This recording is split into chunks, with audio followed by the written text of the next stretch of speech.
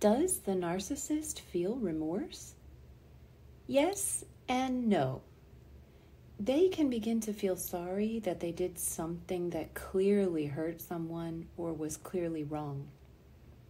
But if you have had the opportunity to observe one of those rare moments when a narcissist has been squarely hit with something they have done, you may have observed something like this. They are stunned at first, and you might be able to see that look of deep shame come over them. They know they did something wrong, and most importantly, they were caught doing it. This is when we might start to hope that they have finally seen what they are doing, and maybe they will change their ways. Well, have you noticed what usually happens next? One or all of three things. They feel so uncomfortable with that feeling of shame that within seconds they've begun to spin some sort of story to minimize or avoid the blame. They minimize the situation, say that wasn't what they thought would happen, even if they were warned. They insist they didn't mean it, or try to put some or all of the blame on someone else. They might then try to be very nice to the person they hurt and might even give their version of an apology. They might seek comfort from someone around them and ask if what they did was really that bad. Of course, those effects don't last very long. Either the effect is short-lived, probably a few minutes at most, or the next thing that may happen is anger. This may come first after a narcissist realizes they were caught doing something wrong, or it may come a very short time later.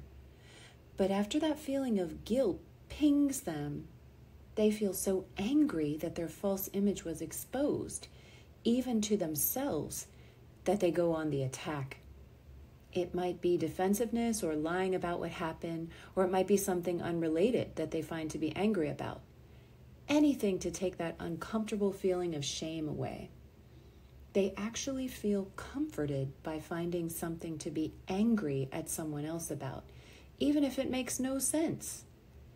They will calm down when they see that they have made someone else feel badly. And the last thing that could happen is complete denial. If a narcissist goes into denial, it can be hard to see if they've been hit by that initial feeling of remorse or not. But just the fact that they start spinning into denial and even stonewalling proves they feel the need to deflect blame and consequences. That length of time between the ping of shame and their reaction can be so short that we might miss it. If the narcissist goes into denial, they are scrambling to get the shame as far away from themselves as quickly as possible. So narcissists usually can feel remorse, but just for a very short period of time. That's usually because something they've done has caused a direct reaction onto themselves. They've been found out for being less than perfect, or they've hurt someone and they know that there will be repercussions. The truth is that afterward, they will begin to spin in their mind how they weren't wrong, and whatever has been gained by their realizing that they have done something wrong is short-lived. True remorse should create a feeling of trying to make up for what was done and trying to be a better person in the future. Narcissists won't allow themselves to get to that point. So can it be considered true remorse? Not really. They can have the beginning stages, but they actively stop their feelings of remorse so that they can keep their false self-image. The remorse is not allowed to fully sink in and let the person learn from it. That's why it's probably best to refer to what they feel as regret rather than remorse.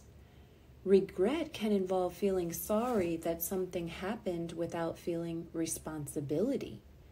Regret can mean the person wishes something had happened differently. And a narcissist definitely wishes things had happened differently when you've seen them make a huge mistake.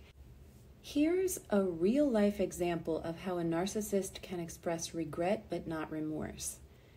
One lady I've known my whole life had a car accident. She tells the story this way. The car wheel went off the road.